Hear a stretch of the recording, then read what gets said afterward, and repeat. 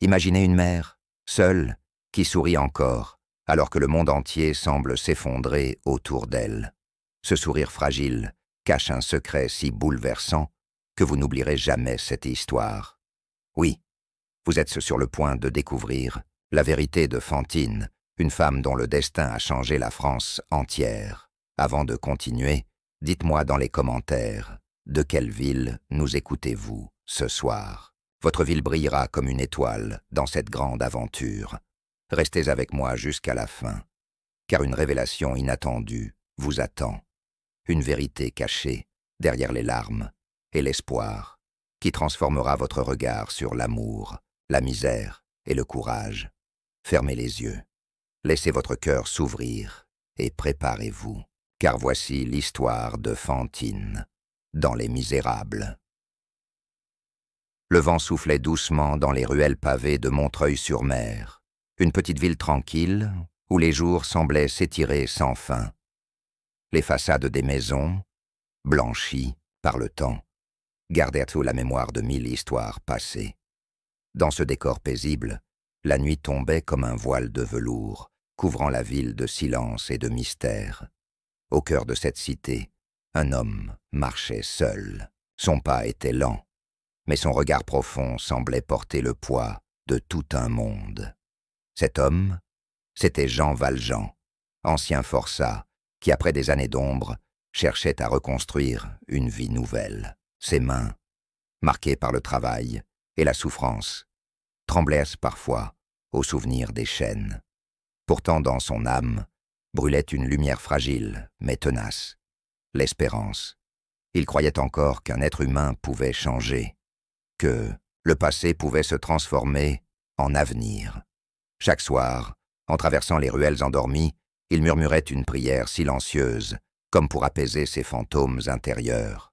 Non loin de là, une jeune femme se hâtait dans l'obscurité, ses cheveux bruns, libres et fatigués, tombaient sur ses épaules minces. Elle s'appelait Fantine. Elle revenait de son travail épuisant, les mains encore engourdies par l'aiguille et le tissu. Pourtant, malgré la fatigue, ses yeux reflétaient une tendresse infinie.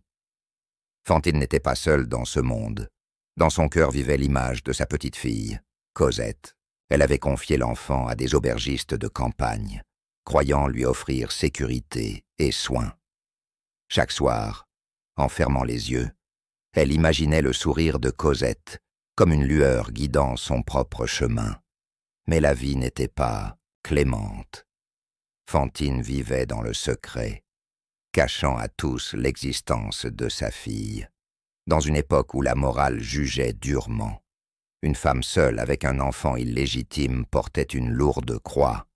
Et pourtant, elle continuait de sourire, de travailler, de rêver d'un avenir meilleur.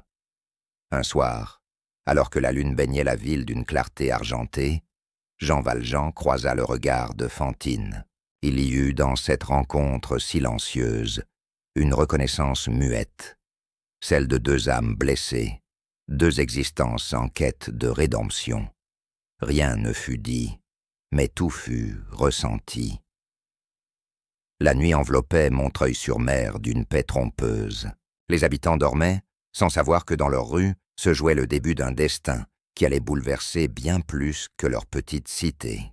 Les étoiles, témoins muets, brillaient au-dessus des toits, comme pour annoncer une histoire plus grande que toutes les autres. Et dans ce calme nocturne, une promesse invisible flottait dans l'air, celle que la misère ne suffirait pas à éteindre la flamme de l'amour et du courage. Une histoire venait de commencer, et quiconque l'écouterait ne pourrait plus jamais l'oublier. La journée de Fantine commençait toujours avant l'aube. Elle se levait dans le froid d'une chambre étroite, respirant l'air humide d'un matin sans feu. Ses doigts, engourdis, cherchaient le fil et l'aiguille, car la couture était devenue son unique ressource. Chaque point qu'elle tirait sur le tissu ressemblait à une prière silencieuse pour sa fille lointaine. Dans l'atelier où elle travaillait, les autres femmes bavardaient entre elles. Elles parlaient de leurs enfants, de leurs maris, de leur vie partagée. Fantine, elle, souriait timidement, mais ne disait rien. Le secret de Cosette brûlait en elle, trop dangereux pour être confié. Elle savait que si la vérité éclatait, les regards changeraient, les murmures deviendraient des lames. Pourtant, dans son cœur, elle ne regrettait rien. Chaque sacrifice, chaque fatigue, chaque nuit sans sommeil avait un seul but: l'avenir de Cosette. Elle rêvait de la prendre un jour dans ses bras et de lui offrir une vie digne, loin de la misère et des jugements cruels. Pendant ce temps, Jean Valjean observait la ville comme un gardien silencieux. Il s'était juré de rester discret, mais ses yeux perçants remarquaient tout: la pauvreté, les visages fatigués, les injustices muettes. Sous son apparence d'homme simple, il portait le fardeau d'un passé lourd et la mission de réparer ce qu'il pouvait. Le soir, en rentrant dans sa maison, il s'asseyait seul devant une chandelle tremblotante. La flamme vacillante lui rappelait que la lumière est fragile, mais qu'elle persiste malgré l'ombre. Ses pensées retournaient souvent vers la figure mystérieuse de cette jeune femme qu'il avait croisée. Son instinct lui soufflait qu'elle cachait une douleur profonde. Fantine, quant à elle, continuait de marcher dans les rues désertes, la tête baissée pour éviter les regards. Ses pas résonnaient sur les pavés comme un écho solitaire. Elle se sentait invisible, et pourtant elle portait en elle le plus grand des trésors, un amour maternel, indestructible. La ville, endormie sous le manteau de la nuit, ignorait encore combien ces deux destins allaient en se croiser. Jean Valjean et Fantine, deux âmes marquées par la vie, allaient bientôt être liées par des circonstances qui dépassaient leur volonté. Mais pour l'instant, tout restait suspendu. Le silence dominait les rues, le vent emportait les secrets, et la lune seule semblait comprendre les histoires que les hommes taisaient.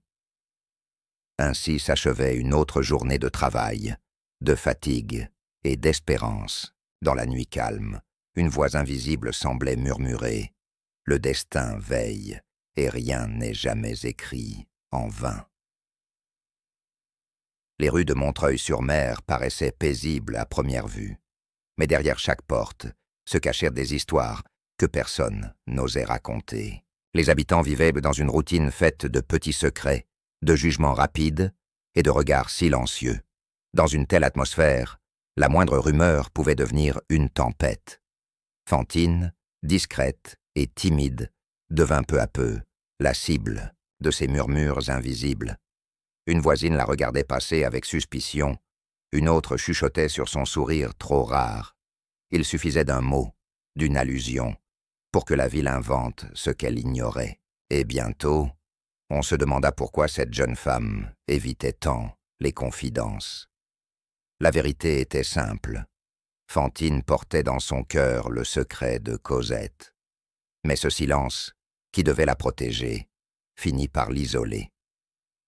Les femmes de l'atelier, autrefois amicales, commencèrent à se détourner d'elle. Les rires cessèrent quand elle entrait dans la pièce, et ses journées devinrent plus lourdes encore. Pendant ce temps, Jean Valjean, devenu maire de la ville, poursuivait sa mission d'homme juste. Sous un nom nouveau, il cherchait à bâtir une société plus équitable. Sa générosité était connue, mais son regard restait marqué par une vigilance constante, comme s'il craignait toujours le retour de son passé. Il remarqua vite que Fantine s'éteignait peu à peu sous le poids de la médisance.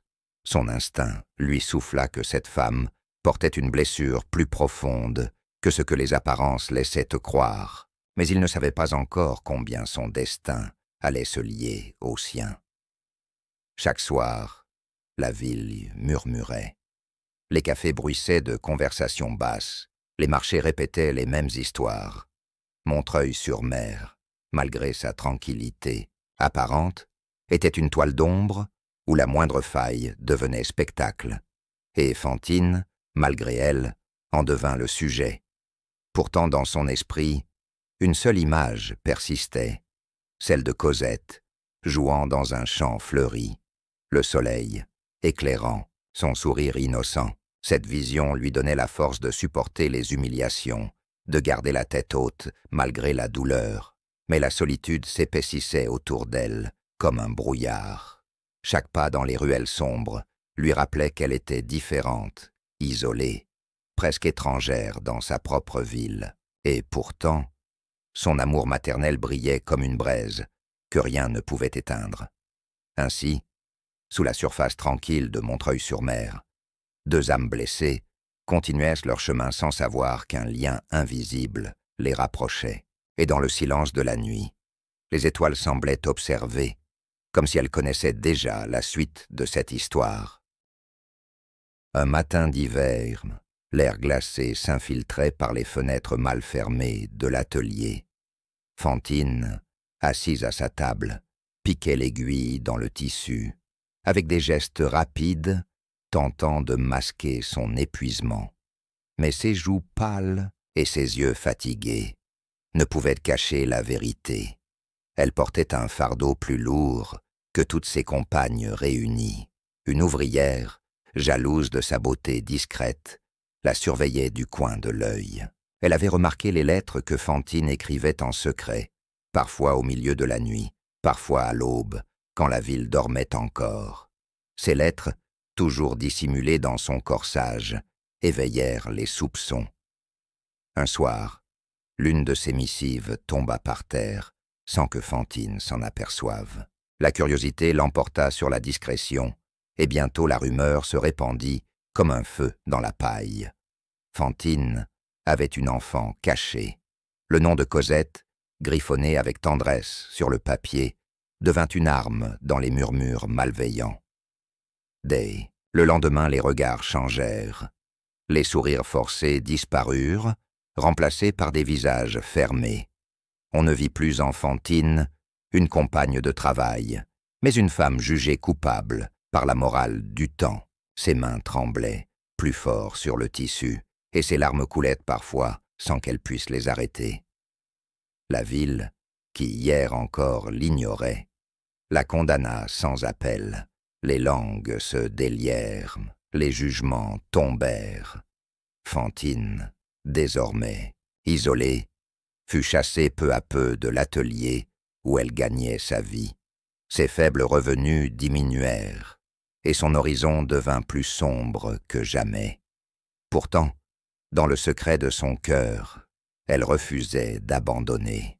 Chaque pièce qu'elle gagnait, chaque souffrance qu'elle endurait, tout cela était pour Cosette. Elle se répétait que l'amour d'une mère valait plus que les mépris du monde entier. Pendant ce temps, Jean Valjean, dans sa fonction de maire, entendait les rumeurs. Il savait combien la cruauté des hommes pouvait détruire une âme fragile. Son regard se posa de nouveau sur Fantine, et une inquiétude profonde s'installa en lui.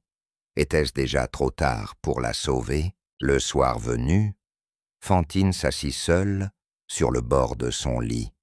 Elle serra contre elle un petit ruban appartenant à Cosette, unique trésor qui lui restait. Le silence de la chambre résonnait de sa solitude. Mais dans ce silence, elle trouva encore la force de murmurer « Pour toi, ma fille, je tiendrai ».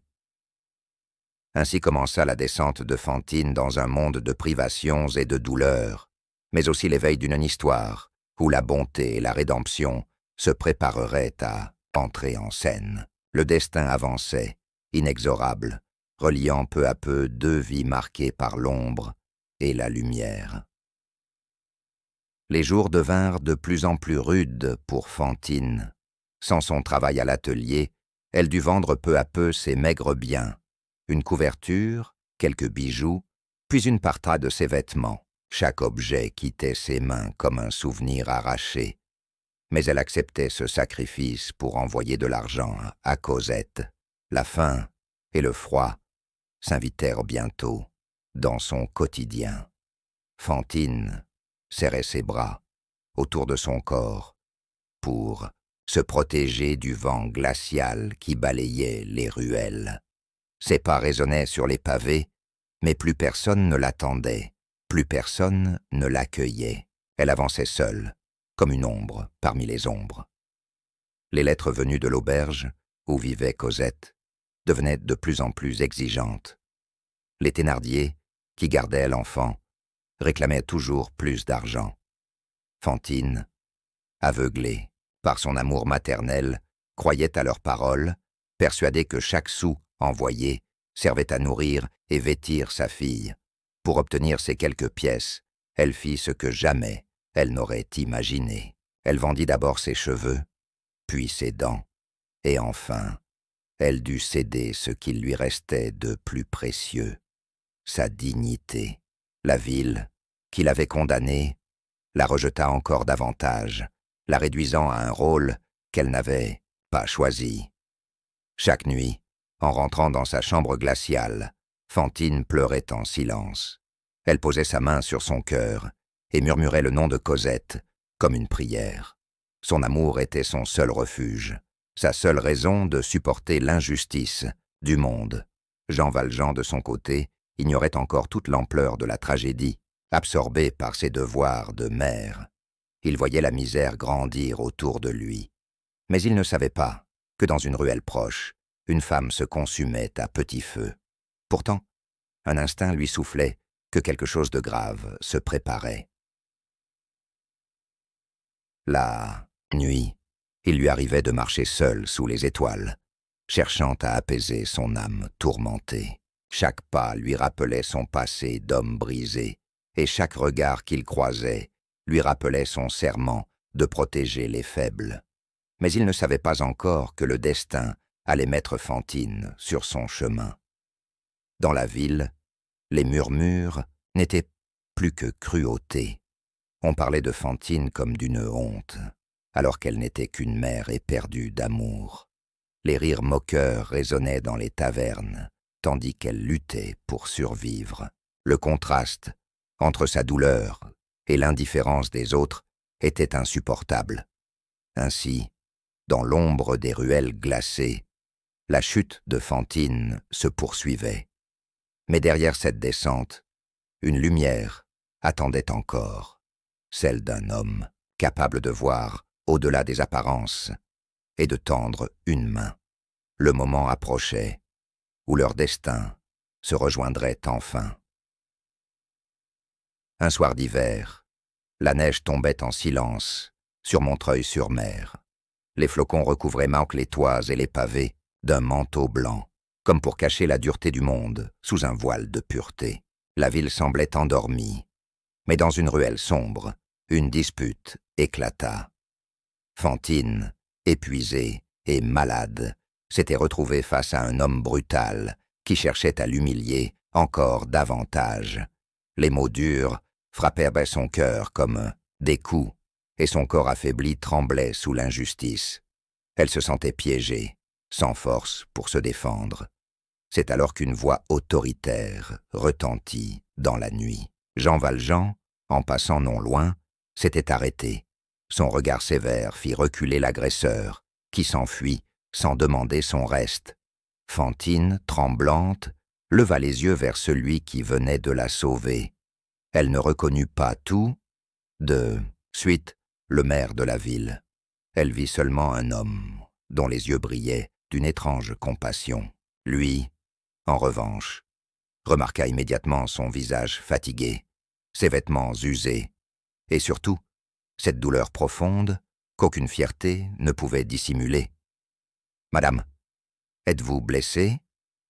demanda-t-il d'une voix douce, mais ferme. Fantine secoua la tête, mais ses larmes trahissaient son silence. Elle voulut fuir, honteuse, mais Jean Valjean posa une main rassurante sur son épaule. Ce contact, simple et humain, fit céder le barrage de son cœur. Fantine raconta tout, l'enfant caché, Cosette, confiée aux Thénardier, les sacrifices, les humiliations, et enfin sa chute dans la misère. Chaque mot sortait comme une blessure ouverte, et Jean Valjean écoutait en silence, bouleversé. Pour la première fois depuis longtemps, Quelqu'un entendait sa vérité sans jugement. Fantine sentit son fardeau s'alléger, ne serait-ce qu'un instant. Jean Valjean, lui, serra les poings en entendant tant d'injustice. Il savait trop bien ce que signifiait être condamné par un monde impitoyable. Quand elle eut fini, un silence profond s'installa. Le vent faisait craquer les volets autour d'eux et la neige continuait de tomber. Jean Valjean dit enfin « Vous n'êtes pas seul, je vous aiderai ». Ces mots, simples mais sincères, résonnèrent dans l'âme de Fantine comme une promesse inattendue. Cette nuit-là, un lien invisible se forma entre eux. Fantine trouva dans ce regard bienveillant un éclat d'espérance, et Jean Valjean découvrit dans cette mère courageuse une mission nouvelle, réparer ce que la cruauté des hommes avait détruit. Le lendemain de leur rencontre, Jean Valjean ne put chasser de son esprit le visage de Fantine. Ses yeux remplis de larmes, sa voix brisée par la honte, résonnait encore dans son cœur. Il comprit qu'il ne pouvait pas rester simple spectateur, il devait agir. Fantine, de son côté, se réveilla avec un mélange de crainte et d'espoir. Les paroles du maire « Vous n'êtes pas seul » lui revenaient en mémoire comme une lumière fragile au milieu de la nuit. Elle n'osait pas y croire, mais pour la première fois depuis longtemps, son âme troublée entrevoyait un réconfort possible. Jean Valjean la fit appeler discrètement à la mairie. Fantine entra timidement dans le bureau lumineux, baissant les yeux comme une enfant coupable, mais la douceur de son hôte la rassura. Il lui offrit une chaise, un sourire calme et surtout une oreille attentive. Il l'écouta raconter à nouveau son histoire, cette fois sans interruption. Chaque mot révélait davantage l'injustice de sa vie, l'abandon, la misère, la cruauté des hommes et l'amour inébranlable pour sa petite Cosette. Plus elle parlait, plus le cœur de Valjean se serrait. Lorsqu'elle eut fini, un silence profond emplissait la pièce. Jean Valjean leva les yeux vers elle et déclara d'une voix ferme « Je prendrai soin de vous, et je vous promets que Cosette retrouvera bientôt les bras de sa mère. » Fantine, surprise, écarquilla les yeux. Elle n'avait jamais entendu une promesse aussi grande. Un flot d'émotion submergea son cœur. Elle porta ses mains à son visage et éclata en sanglots. Mais cette fois, ce n'étaient pas des larmes de désespoir, c'était le soulagement, la gratitude, l'espoir renaissant. Elle murmura à travers ses pleurs « Merci, pour elle, pour moi. » Jean Valjean savait qu'il venait de sceller un destin. Ce n'était pas seulement une promesse faite à une femme en détresse, mais un engagement moral, presque sacré. Lui qui avait tant souffert d'injustice, il choisissait désormais de devenir l'instrument de justice et de bonté. Dans le cœur de Fantine, une flamme vacillante reprit vie. Elle se sentit moins seule, moins brisée. Le simple fait de croire que Cosette pourrait un jour être libérée des griffes des Thénardier donnait à son corps malade une nouvelle énergie. Et tandis que le soleil se couchait sur Montreuil-sur-Mer, Jean Valjean et Fantine savaient tous d'eux qu'un nouveau chapitre venait de s'ouvrir dans leur existence. Leur vie, jusque-là marquée par l'ombre, allait désormais marcher vers la lumière de l'espérance. Malgré la promesse de Jean Valjean, le corps de Fantine commençait à céder sous le poids des privations. Ses joues se creusaient, ses lèvres perdaient leur couleur, et sa toux résonnait de plus en plus souvent dans les couloirs silencieux. Chaque respiration devenait un combat, mais son esprit restait attaché à une seule idée – revoir Cosette. Valjean fit tout ce qui était en son pouvoir pour adoucir ses souffrances. Il envoya chercher des médecins. Il paya pour qu'elle ait une chambre propre, des couvertures chaudes et de la nourriture convenable. Mais la maladie, nourrie par des années de misère, semblait avancer plus vite que les soins. Fantine, allongée sur son lit, retrouvait parfois un éclat de joie en entendant parler de Cosette. Elle interrogeait Valjean avec une impatience tendre. « Quand viendra-t-elle? Est-ce que vous l'avez vue ?»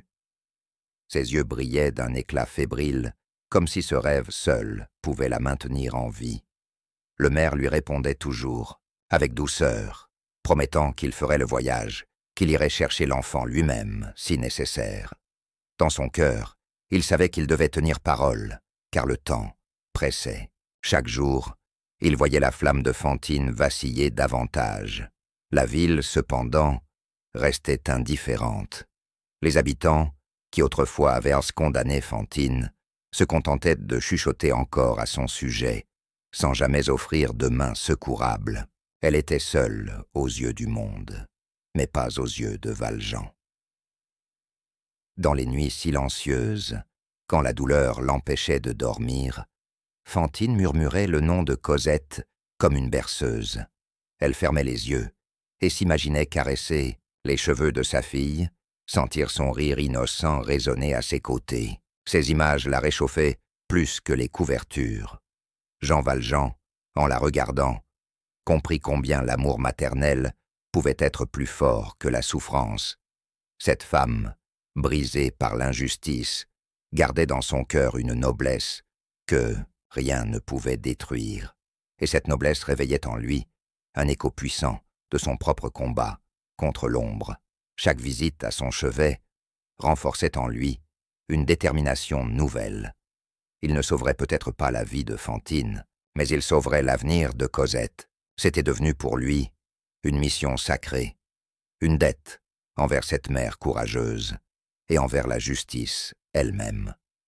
Et tandis que la neige recouvrait à nouveau la ville, la chambre de Fantine devenait le théâtre silencieux d'un combat invisible, celui de la vie contre la mort, de l'espoir contre le désespoir, de l'amour contre l'indifférence du monde. Les jours passaient, et la santé de Fantine déclinait inexorablement. Sa toux résonnait comme un glas, et son souffle devenait plus court à chaque instant. Pourtant, au milieu de cette agonie lente, son visage s'illuminait dès que Jean Valjean évoquait le nom de Cosette. « Dites-moi encore, monsieur le maire, que vous irez la chercher, » suppliait-elle d'une voix tremblante. Ses yeux, brillants, de fièvre, s'accrochaient aux paroles de Valjean comme à une promesse de ciel, et lui, posant doucement sa main sur la sienne, répétait « Oui, je vous le jure, Cosette viendra près de vous. » Cette promesse donnait à Fantine la force de tenir, même lorsque la douleur la clouait au lit. Dans ses rêves agités, elle voyait sa fille courir vers elle, les bras ouverts, et son cœur battait d'un espoir presque enfantin. Elle vivait désormais dans l'attente de ce miracle. Valjean, conscient de l'urgence, prit une décision ferme. Il irait chercher Cosette lui-même. Les Thénardier ne pourraient non plus tromper cette mère en réclamant sans cesse de l'argent. Il voulait arracher l'enfant à cette prison de mensonges et la ramener à sa mère avant qu'il ne soit trop tard. Mais le destin, cruel et imprévisible, avançait plus vite que ses projets. Fantine sombrait dans une faiblesse nouvelle. Ses mains tremblaient, son regard se voilait parfois, et sa voix devenait si faible qu'on peinait à l'entendre. Chaque souffle semblait suspendu à l'attente de Cosette. Dans la ville, les habitants ne voyaient en elle qu'une misérable mourante. Mais Jean Valjean, en la regardant, voyait bien plus. Il voyait une mère héroïque, une femme qui avait donné tout ce qu'elle possédait pour l'amour de son enfant. Et ce spectacle ravivait en lui une colère sourde contre l'injustice du monde. Une nuit, alors que le vent frappait au volet, Fantine prit la main de Valjean et murmura « Promettez-moi qu'elle ne sera pas seule, qu'elle ne connaîtra pas ma douleur. » Les larmes de Valjean coulèrent, silencieusement. Il se pencha vers elle et répondit « Je vous le promets, sur ma vie. » Ces mots, gravés dans le silence, réchauffèrent le cœur de Fantine. Elle ferma les yeux, et pour la première fois depuis longtemps, un sourire apaisé adoucit son visage. Elle savait désormais qu'elle pouvait s'abandonner à l'espérance. Et dans cette chambre pauvre, éclairée par la lueur fragile d'une bougie, un pacte sacré venait d'être scellé, celui d'un homme prêt à donner tout ce qu'il avait pour sauver une enfant, et celui d'une mère qui pouvait, enfin, croire en l'avenir. La maladie de Fantine atteignait son apogée. Chaque matin, sa respiration devenait plus lourde, et ses forces s'échappaient, comme le sable, entre les doigts. Son corps, déjà épuisé par des années de privation, ne répondait plus. Mais dans ses yeux brillait encore une étincelle latente de Cosette. Jean Valjean restait à son chevet. Il veillait tard, dans la nuit, écoutant les gémissements étouffés, humidifiant ses lèvres brûlées de fièvre, ajustant les couvertures qui glissaient de ses épaules. Plus les heures passaient, plus il sentait que le temps lui échappait. Fantine, dans ses moments de délire, parlait à voix basse. Elle croyait parfois voir sa petite Cosette dans un coin de la chambre, tendant les bras vers elle. Alors, un sourire illuminait son visage blême, et elle murmurait « Viens, mon ange, viens auprès de ta maman. » Valjean, le cœur serré, la rassurait doucement. « Elle viendra, je vous le promets. » Ces mots, il les répétait sans relâche, comme une prière, autant pour elle que pour lui-même, car il savait que cette promesse était la seule chose qui maintenait son âme accrochée à la vie. Mais la réalité était cruelle. Avant qu'il ne puisse partir chercher Cosette, un événement bouleversa tout. Javert, l'inspecteur implacable, fit irruption dans la vie de Valjean. Il l'accusait, l'entourait de suspicions, prêt à déchirer le voile de sa nouvelle existence. Fantine, dans sa faiblesse, assista à cette scène. Elle comprit que l'homme qui lui avait tendu la main n'était pas seulement un maire généreux, mais aussi un être poursuivi par un passé terrible. Pourtant, loin de l'effrayer, cette révélation renforça son attachement. Elle voyait en lui non un coupable, mais un frère d'infortune. Le conflit entre Valjean et Javert résonna jusque dans sa chambre. Les voix dures, les accusations, froides, pénétrèrent son esprit, déjà brisé. Ses forces déclinèrent au plus vite encore, et son souffle se fit court. La peur et la douleur se mêlaient à l'espérance obstinée qui brûlait encore en elle. Dans un dernier effort, Fantine saisit la main de Valjean. Ses yeux, voilés par la mort, retrouvèrent une clarté ultime. « Où est Cosette? Amenez-la-moi. Je veux la voir. » murmura-t-elle d'une voix brisée. Valjean, incapable de répondre, sentit ses larmes couler sur sa joue. Jean Valjean demeura immobile, tenant encore la main glacée de Fantine. Le silence pesait dans la chambre, seulement troublé par le souffle du vent contre les volets. Ses yeux restaient fixés sur ce visage enfin apaisé, comme s'il refusait de croire à ce départ brutal. Une douleur immense le traversa, lui qui avait connu l'humiliation, la prison, la solitude, n'avait jamais ressenti une peine aussi vive que celle de perdre cette femme brisée par l'injustice. Fantine n'était plus, mais ses paroles résonnaient encore dans son cœur. « Sauvez ma fille, ne la laissez pas seule. » Valjean se leva lentement, les poings serrés. Il comprit que sa vie venait de changer à jamais. Ce n'était plus seulement un homme fuyant son passé, ni même un maire protecteur. Il était désormais porteur d'un devoir sacré, celui d'élever Cosette et d'honorer la mémoire de sa mère. Mais à cet instant précis, Javert entra dans la chambre. Son regard sévère se posa sur Valjean, puis sur le corps sans vie de Fantine. Son visage ne montrait aucune émotion. Il déclara froidement « Vous êtes reconnu, Valjean. Votre place est en prison. » Ces mots tranchèrent l'air comme une lame glacée. Valjean, bouleversé, répondit avec une dignité calme. Cet être souffrant est morte à cause de l'injustice du monde. Avant de me juger, regardez ce que la misère fait aux innocents. Mais Javert, inflexible, ne voyait en lui qu'un ancien forçat à punir. Dans son cœur, Valjean sentit monter une colère douloureuse. non pas une colère contre son propre sort, mais contre la cruauté d'un système incapable de voir la vérité d'une âme. Il se jura que, quoi qu'il advienne, il arracherait Cosette aux griffes des Thénardier et tiendrait sa promesse envers Fantine. Il posa une dernière fois son regard sur le visage de la défunte. Puis, comme pour sceller son engagement, il murmura « Reposez en paix, Fantine. Votre enfant ne connaîtra plus jamais la solitude. » Ces mots, prononcés avec solennité, résonnèrent comme un serment éternel. Dehors, la ville dormait encore, inconsciente du drame qui venait de se jouer. Mais dans le cœur de Valjean, un feu nouveau s'allumait, celui d'un père de substitution, prêt à tout sacrifier pour sauver une enfant innocente. Ainsi s'acheva le destin de Fantine et commença véritablement celui de Cosette. Une mère avait quitté ce monde, mais son amour vivrait à travers l'homme qui avait juré de protéger son trésor le plus précieux. Jean Valjean quitta la chambre de Fantine, le cœur lourd, portant en lui la brûlure de sa promesse, mais déjà, derrière lui, Javert le suivait comme une ombre. Dans ses yeux froids brillait la détermination d'un homme convaincu de son devoir. Capturer le forçat évadé, peu importait les circonstances. Valjean sentit l'étau se resserrer.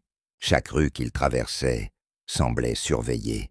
Chaque pas résonnait comme un écho de danger. Il savait qu'il ne pouvait pas se laisser prendre. La vie de Cosette dépendait désormais de sa liberté. La prison ne l'attendait pas seulement lui. Elle condamnait aussi l'avenir de l'enfant. Dans une nuit glaciale, il trouva refuge dans une petite maison amie, le temps de reprendre ses forces. Là, seul face à ses pensées, il se souvint des paroles de Fantine. « Promettez-moi qu'elle ne sera pas seule. » Ces mots résonnaient comme une prière et une chaîne invisible qui liait sa vie à celle de Cosette. Le lendemain, il prit une décision irrévocable. Il quitterait Montreuil-sur-Mer, abandonner son rôle de maire, ses biens, son confort, nouvellement acquis. Tout cela n'avait plus d'importance. Il n'était plus qu'un homme en marche vers son devoir, animé par un amour qu'il n'avait jamais connu auparavant. Pendant ce temps, Javert, obstiné, cherchait sa trace. Dans chaque ruelle, dans chaque auberge, il interrogeait, persuadé qu'aucune ruse ne pouvait tromper la loi. Sa rigueur aveugle contrastait avec la mission de Valjean, qui n'agissait pas pour lui-même, mais pour une enfant innocente. Les routes étaient longues et l'hiver cruel. Valjean avançait dans le froid, son manteau usé serré contre lui, mais son cœur brûlait d'une chaleur nouvelle. Chaque pas qu'il faisait le rapprochait de Montfermeil, ce village où vivaient les Thénardier et où Cosette l'attendait sans le savoir. Sur son chemin, il croisait des visages indifférents, des paysans pressés, des marchands distraits. Personne ne savait que dans cet homme discret marchait une promesse plus grande que lui, une mission qui défiait les lois et le destin. La nuit, sous les étoiles, Valjean levait les yeux au ciel. Il murmurait le nom de Fantine et de Cosette, comme pour confier son voyage à une force invisible.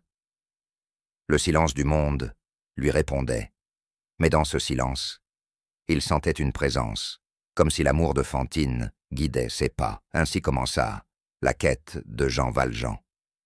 Non plus une fuite vers l'oubli, mais un chemin vers la lumière. Chaque instant le rapprochait de l'enfant, qui deviendrait sa raison de vivre, et chaque battement de son cœur rappelait que certaines promesses sont plus fortes que toutes les prisons. Après de longues journées de marche dans le froid et la boue, Jean Valjean atteignit enfin le petit village de Montfermeil. De modestes maisons s'alignaient le long d'une rue unique, et au centre se dressait l'auberge des Thénardier, lieu sombre où l'avenir de Cosette se consumait lentement. Il entra discrètement, se faisant passer pour un voyageur ordinaire. Derrière le comptoir, Madame Thénardier, au regard dur et calculateur, le salua avec une politesse forcée. Dans un coin, Monsieur Thénardier comptait ses pièces, le visage fermé, plus attentif à l'argent qu'au visage. Valjean observa les lieux. Les rires des clients résonnaient, mais dans un recoin obscur, presque invisible, une silhouette frêle bougeait timidement. C'était Cosette. Ses vêtements étaient en haillons, ses mains sales et rougies par le froid. Elle portait un seau d'eau plus grand qu'elle, peinant sous le poids. Le cœur de Valjean se serra. Voilà donc l'enfant que Fantine avait tant aimé, réduite à l'état de servante dans une auberge cruelle. Chaque geste de la fillette révélait une soumission apprise trop tôt, une enfance volée par la dureté des Thénardier. Il remarqua que les enfants du couple, bien vêtus et nourris, se moquaient d'elle avec cruauté. Cosette, silencieuse, encaissait chaque humiliation sans protester. Elle baissait la tête et poursuivait son travail, comme si elle ne connaissait pas le droit d'exister autrement. Valjean sentit une colère sourde monter en lui. Mais il garda son calme, dissimulant ses émotions derrière un masque de voyageur fatigué. Il savait que son heure viendrait et qu'il devait agir avec prudence pour arracher l'enfant à cette prison déguisée en foyer. Il s'approcha de Cosette avec douceur, lui adressant un sourire que la petite ne comprit pas tout de suite. Elle leva timidement les yeux vers lui, et dans ce regard fragile, il vit toute la détresse d'une âme enchaînée, mais aussi une lueur d'innocence intacte. « Comment t'appelles-tu, mon enfant ?» demanda-t-il d'une voix tendre. Elle hésita, puis répondit d'une voix faible. « Cosette. » Ce nom, entendu de sa bouche, résonna dans le cœur de Valjean comme une bénédiction, un rappel de la promesse faite à sa mère. Dans ce moment, silencieux, un lien invisible se tissa entre eux. Jean Valjean savait qu'il venait de trouver la mission de sa vie, et Cosette, sans le savoir encore, venait de rencontrer celui qui changerait à jamais son destin. Jean Valjean resta encore quelques instants à observer Cosette. Chaque geste de la fillette était empreint d'une fatigue précoce, comme si ses petites épaules portaient déjà un fardeau trop grand pour elle. Il se promit alors, avec une détermination profonde, de la libérer de cette vie d'esclavage. Soir venu, Valjean prit place à une table de l'auberge. Les Thénardier, intrigués par cet homme discret, mais dont la prestance trahissait une certaine richesse, s'approchèrent avec une politesse intéressée, les regards de madame, et M. Thénardier s'allumèrent d'avidité. La conversation s'engagea sur un ton feutré. Valjean posa quelques questions sur la petite Cosette, feignant l'indifférence. Les aubergistes se plaignirent aussitôt. « Cette enfant nous coûte cher, elle ne rapporte rien, elle est un poids. » Chaque mot trahissait leur cruauté et leur avidité. Alors Valjean proposa calmement une somme pour assurer un meilleur traitement de l'enfant. Les Thénardier échangèrent un regard complice, flairant l'occasion de tirer profit de la situation. Leur cupidité se fit plus claire encore, et ils commencèrent à exiger davantage. Cosette, ignorante de ce qui se jouait, continuait son labeur dans l'ombre. Elle frottait les sols, servait les clients, portant des charges trop lourdes pour ses bras fragiles. Mais de temps à autre, elle jetait un regard furtif vers l'étranger qui lui avait parlé avec douceur. Dans ses yeux naissait une étincelle d'espérance. La négociation devint d'âpre. Les Thénardier réclamaient toujours plus, inventant des dettes imaginaires pour justifier leurs demandes. Valjean, patient, ne montra aucun signe d'agacement. Il savait que l'argent était leur seul langage, et il était prêt à payer le prix pour sauver Cosette. Finalement, il posa sur la table une somme telle que les aubergistes, les yeux brillants, ne purent résister. Leur avidité triompha de leur attachement fin, et ils acceptèrent de céder l'enfant. Ce moment banal en apparence, marquait pourtant la fin d'un cauchemar pour Cosette.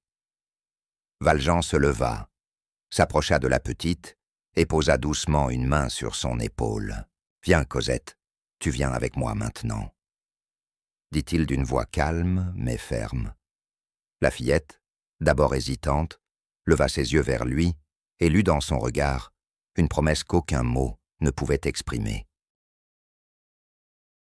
La nuit était tombée sur Montfermeil, mais pour Cosette, une lumière nouvelle venait de naître. Elle marchait à côté de Jean Valjean, tenant dans sa petite main le bout de son manteau. Ses pas hésitants trahissaient encore la peur d'un enfant habitué à l'obscurité, mais son regard brillait d'une curiosité fragile. Valjean avançait en silence, sentant la main tremblante de la fillette dans la sienne. Chaque pas qu'il faisait résonnait comme un serment renouvelé. Il protégerait Cosette, il veillerait sur elle, et jamais plus elle ne connaîtrait la solitude ni la cruauté du monde. Cosette, fatiguée, osa enfin poser une question d'une voix timide. « Est-ce que je vais voir maman ?» Ces mots percèrent le cœur de Valjean. Il s'arrêta un instant, la regarda avec tendresse et répondit d'une voix douce. « Ta maman t'aimait plus que tout, et moi, désormais, je prendrai soin de toi. » Un silence ému suivit ces paroles. Cosette, sans tout comprendre, sentit néanmoins que cet homme devenait son refuge. Elle serra sa main plus fort, comme pour s'assurer qu'il ne disparaîtrait pas lui aussi dans l'indifférence de la nuit. Le chemin à travers la forêt semblait interminable, mais Valjean portait parfois l'enfant dans ses bras, la berçant contre lui comme une fille qu'il aurait toujours eue. Dans ce contact naissait un lien nouveau, plus fort que le sang, l'amour choisi, l'amour protecteur. À mesure qu'ils s'éloignaient du village, les étoiles illuminaient leur route. Valjean levait parfois les yeux vers le ciel et murmurait en silence le nom de Fantine. Il sentait sa présence, comme une bénédiction invisible, guidant chacun de ses pas. Cosette s'endormit doucement contre son épaule, son souffle régulier apaisant enfin le tumulte intérieur de Valjean. Pour la première fois depuis des années, il ne se sentait plus seul. Le poids de son passé paraissait moins lourd, car il tenait désormais entre ses bras une raison de vivre et d'espérer. La promesse faite à Fantine avait été tenue. Sa fille n'était plus abandonnée. Mais au-delà de cette promesse, Valjean comprenait qu'il avait trouvé dans Cosette une mission nouvelle, un avenir qu'aucune prison, aucun inspecteur, aucune injustice ne pourrait briser. Et tandis que l'aube se levait doucement, derrière les collines, Jean Valjean et Cosette entraient ensemble dans une nouvelle vie.